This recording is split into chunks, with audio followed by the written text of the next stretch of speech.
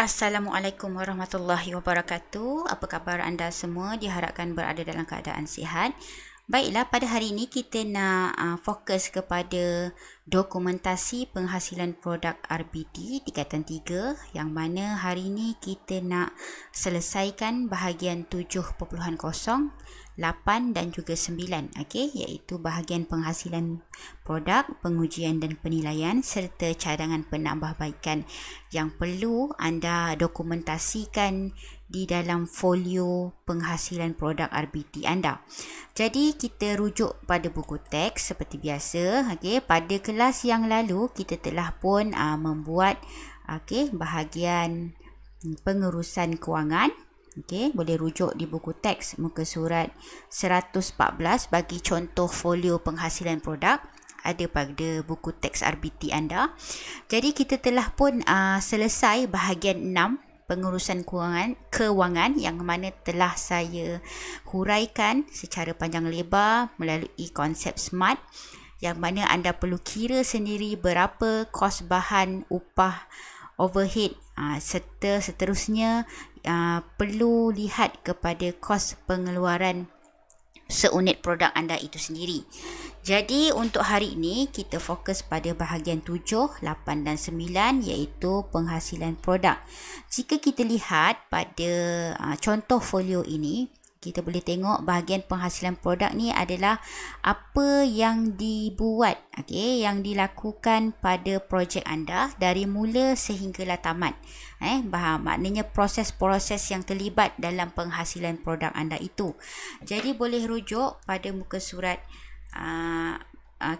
muka surat 105 di buku teks ini. Kita boleh tengok penghasilan produk ni adalah bahagian yang memuatkan penerangan bagi setiap peringkat yang terlibat dalam proses penghasilan produk. Secara umum, proses penghasilan produk itu terbahagi kepada 3, iaitu mengukur, menanda dan memotong bahan. Selepas kita ukur, tanda dan potong, kita akan membina dan mencantum bahagian tersebut. Dan akhirnya kita akan membuat kemasan pada produk kita itu. Jadi, kita boleh rujuk, imbas balik pada buku teks ini. Ini adalah contoh sahaja yang diberikan di dalam buku teks anda berkaitan dengan penggilap kasut magic. Contoh saja ya, saya ingatkan balik semula, ini adalah contoh saja. Yang perlu anda lakukan sebenarnya bagi proses penghasilan produk ni adalah apa proses yang anda buat untuk menghasilkan produk anda itu sendiri. Bukannya penggilap kasut magic ni.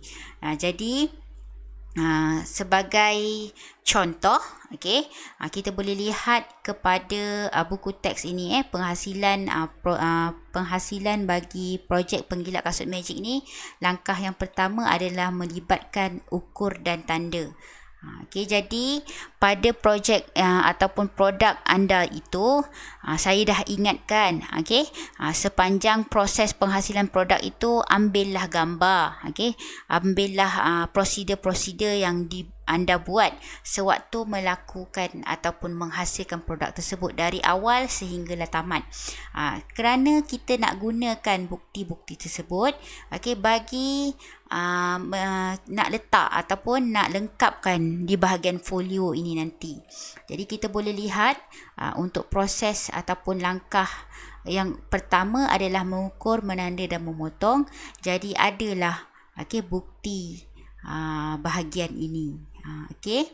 Jadi kalau tiada gambar yang diambil, anda perlu ceritakan setiap langkah demi langkah apa yang anda lakukan untuk bahagian penghasilan produk ini. Kat sini dia ada tunjuk. Langkah utama yang kedua adalah membina dan mencantum bahagian produk. So dia akan melibatkan kerja-kerja meletakkan glue. Kita pasang bahagian-bahagian yang dah kita ukur dan tanda tadi dan kita potong tadi. So kita nak cantumkan menjadi produk yang sebenar lah. Jadi sekiranya ada gambar, mohon letakkan nanti gambar-gambar tersebut. Boleh nanti letak gambar itu di bahagian lampiran. Okey, ataupun dekat bahagian ini anda perlu ceritakanlah langkah demi langkah apakah yang terlibat. Sehinggalah kepada langkah yang terakhir, iaitu membuat kemasan. Okey, bagi menambahkan nilai estetika produk itu, nilai komersial dan ketahanan terhadap suatu produk. Jadi apakah bahan kemasan atau bahan dekor yang anda letak pada produk anda tersebut supaya nampak ada nilai estetikanya, dan nampak kemas lah. Jadi kat sini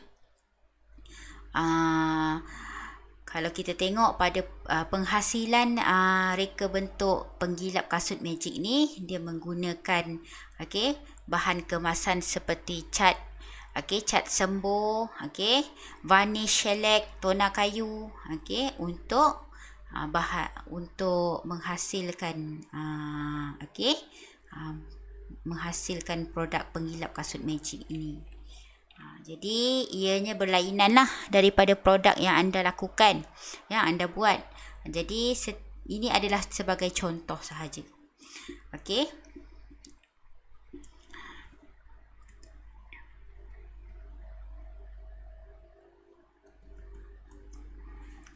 Itu bahagian penghasilan produk. Jadi pada contoh folio anda ni, saya telah berikan kertas A4 untuk anda tulis maklumat berkaitan penghasilan produk di bahagian 7. Jadi tolong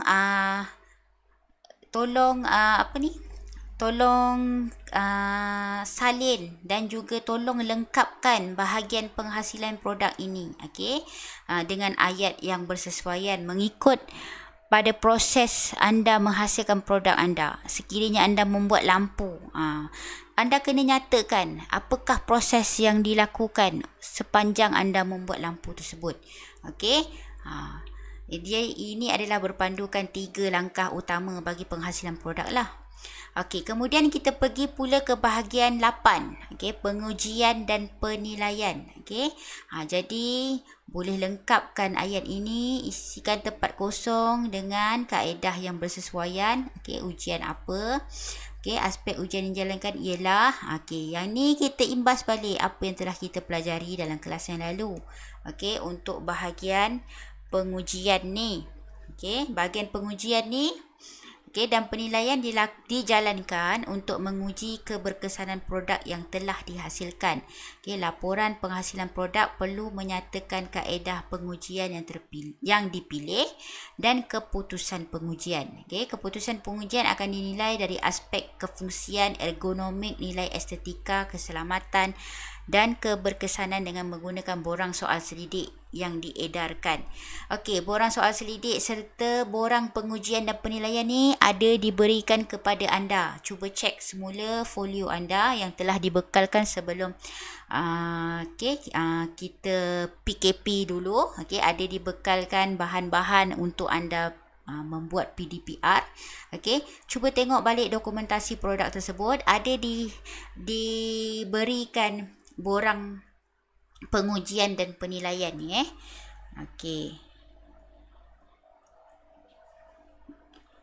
Cuba kita tengok balik bahagian contoh penghasilan produk penggilap kasut magic ni. Ada bahagian pengujian dan juga penilaian. Kita tengok ni 2.1.8 di muka surat 95. So, pengujian dan penilaian kefungsian serta kesesuaian ialah proses yang terakhir untuk mengukur tahap keberkesanan produk yang telah dihasilkan. Berdasarkan 3 faktor ini, kita buat pengujian dan penilaian, iaitu sama ada dia mematuhi project brief, memenuhi kehendak pelanggan. Memenuhi kehendak pelanggan ni berdasarkan borang maklum balas pelanggan. Kalau maklum balas pelanggan itu berpuas hati dengan produk anda, maknanya dia memenuhilah kehendak pelanggan. Dan juga ketepatan rupa bentuk ni perlu kita samakan dengan lakaran yang telah anda buat. Dia mirip tak dengan rupa bentuk dari lakaran sehinggalah ke produk akhir. Jadi pengujian ni kita boleh lakukan pada produk akhir tersebut. dan direkodkan untuk tujuan penambahbaikan sebagai rujukan pada masa akan datang. Jadi pengujian terhadap produk yang telah dihasilkan boleh dijalankan ada dengan menggunakan dua kaedah ujian parameters, iaitu sama ada kaedah ujian makmal ataupun kaedah ujian parameter. Jadi ujian makmal ni kita lakukan biasanya di dalam makmal lah, atau bengkel dengan menggunakan peralatan dan kelengkapan tertentu yang bersesuaian. Jadi faktor seperti cahaya, suhu, angin, kelajuan dan lain-lain kita dapat kawal dengan peralatan yang ada di makmal ataupun di bengkel. Seperti ujian kemuluran, ujian kekuatan dan ujian beban. Biasanya ujian makmal ni menggunakan peralatan khas. Ujian parameter pula dibuat dalam situasi dan di lokasi yang sebenar bagi menentukan kefungsian, kesesuaian, keupayaan serta kebolehgunaan produk. Bagi penggilap kasut magic ni, dia digunakan untuk menggilap kasut dan kasut PVC. Dilakukan ujian itu di sebuah sekolah yang terpilih. Ada ditunjukkan di dalam buku teks ini. Jadi biasanya ujian parameter ni melibatkan masa, masa yang diambil berapa minit. Sebab itu kalau awak tengok pada jadual 2.17 ni, ada keputusan perbandingan ujian parameter yang digunakan untuk sama ada menggunakan kaedah konvensional ataupun menggunakan kaedah baru, iaitu dengan menggunakan penggilap kasut magic. Jadi aspek ujian ni anda boleh tentukan. Anda boleh tentukan pada produk yang anda buat. Ini sebagai contoh sahaja. Jadi kat sini kita boleh tengok ada dua kategori ujian parameternya, iaitu satu dari segi menggunakan kaedah konvensional dan satu lagi menggunakan kaedah baru, yang mana dia ditunjuk gambar kat sini, dia menggunakan penggilap kasut magic. Jadi dari segi aspek ujiannya kebersihan, bila menggunakan kaedah konvensional, kaedah biasa, mengambil masa 4 minit. Sedangkan bila menggunakan penggilap kasut magic, mengambil masa 2 minit sahaja. Ini adalah ujian parameter lah. Jadi anda boleh tentukan ujian parameter yang boleh dilakukan pada produk anda tersebut. Dan ini memerlukan kesesuaian ujian lah. Jika tidak pasti, anda boleh bertanya kepada saya. Jadi kat sini berdasarkan keputusan ujian parameter dapat dirumuskan bahawa penggilap kasut magic dapat membersihkan dan menggilap kasut dengan lebih cepat, mudah berbanding berus kasut konvensional. Berdasarkan apa? Berdasarkan masa yang diambil ini. Kita boleh lihat ini contoh bahagian pengujian dan juga penilaian. Jadi format ataupun bahagian ini borangnya ada diberikan kepada anda. Boleh lihat semula cara-cara mengisi borang tersebut. Dan ini adalah maklum balas daripada pengguna. Anda juga boleh dapatkan maklum balas daripada ahli keluarga ataupun rakan-rakan yang telah menggunakan produk anda. Sebarang komen sangat dialukan. Maklum balas ni tidak kiralah sama ada maklum balas yang positif ataupun negatif. Jadi kita ambil maklum balas yang negatif itu sebagai penambahbaikan yang perlu kita buat. Sebenarnya bagus ada maklum balas negatif ni supaya kita ada cadangan penambahbaikan. Jadi kat sini adalah jadual 2.18 ni adalah analisis keputusan ujian parameter.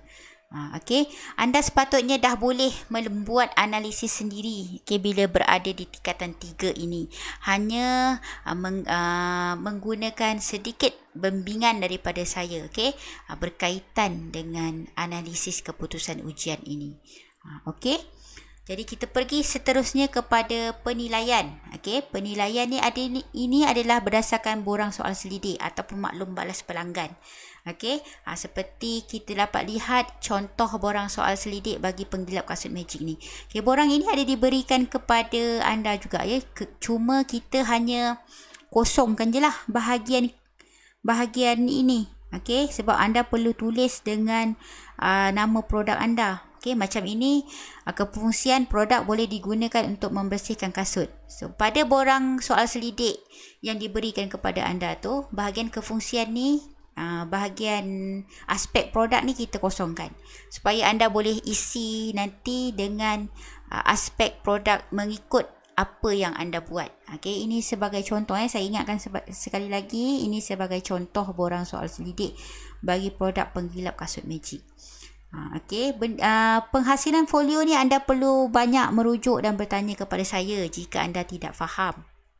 Sebab dia melibatkan aspek bahasa, melibatkan aspek istilah yang sesuai, okey, dan juga okey, kita boleh tengok pada kefungsian ergonomik, nilai estetika dan keselamatan ni anda perlu tengok, okey, sekiranya ayat itu bersesuaian, okey, boleh juga digunakan pada produk yang anda buat, tak ada masalah, anda boleh salin.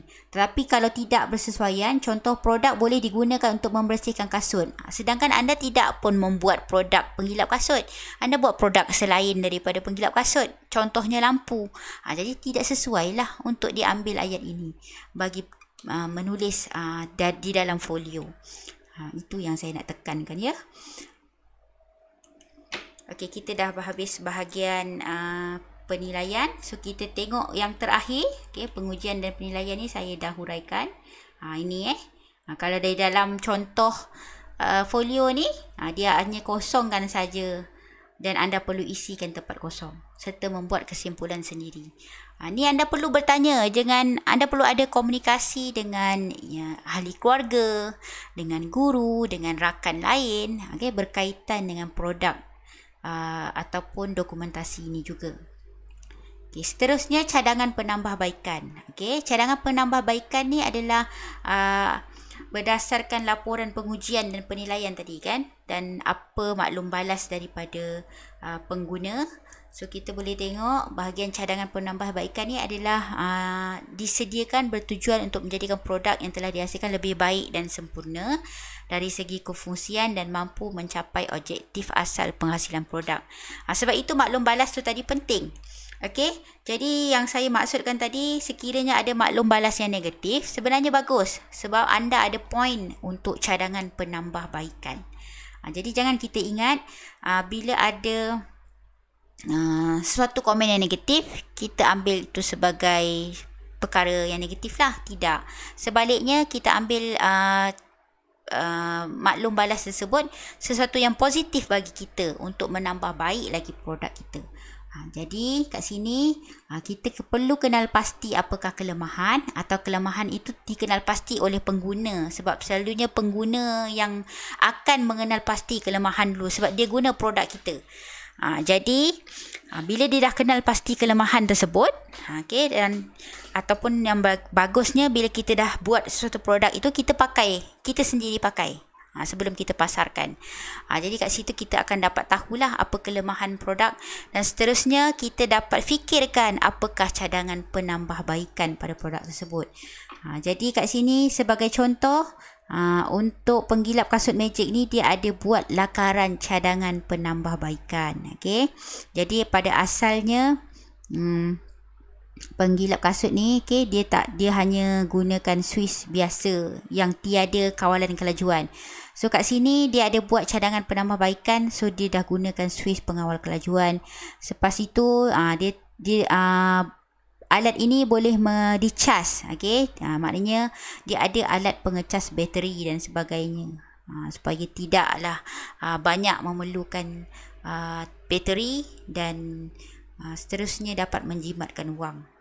Okey, itu lakaran cadangan penambahbaikan pada produk yang telah dikenal pasti, okey, berdasarkan kelemahan yang ada.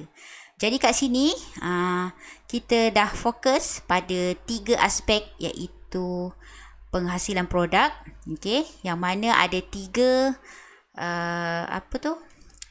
bahagian utama yang perlu anda tekankan. Bahagian mengukur, menanda, memotong, membina dan mencantum serta membuat kemasan. Seterusnya saya telah huraikan bahagian pengujian dan penilaian berdasarkan borang yang telah kita berikan kepada anda. Tolong lengkapkan borang tersebut. Dan yang terakhir tadi, cadangan penambahbaikan hasil daripada maklum balas pengguna dan juga borang soal selidik yang diisi oleh pengguna, yang mana kita telah kenal pasti beberapa kelemahan yang ada. Okey, kalau ada satu pun okey dah. Ada lebih banyak lebih bagus sebenarnya. Okey, jadi sekurang-kurangnya mesti ada kelemahan yang telah dikenal pasti. Okey, supaya ada cadangan penambahbaikan. Jadi kita telah pun pergi ataupun go through pada 3 bahagian dokumentasi ini, bahagian 7, bahagian 8 dan juga bahagian 9. Baiklah, itu sahaja untuk kali ini. So, kita tinggal bahagian penutup sahaja untuk dokumentasi, yang mana kita akan buat bahagian penutup ni pada kelas akan datang, ataupun kita boleh tunggu nanti pada sesi bersemuka nantilah.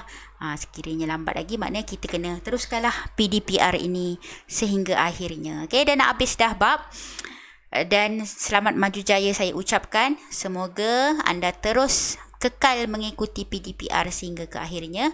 Dan Assalamualaikum warahmatullahi wabarakatuh dan salam sejahtera.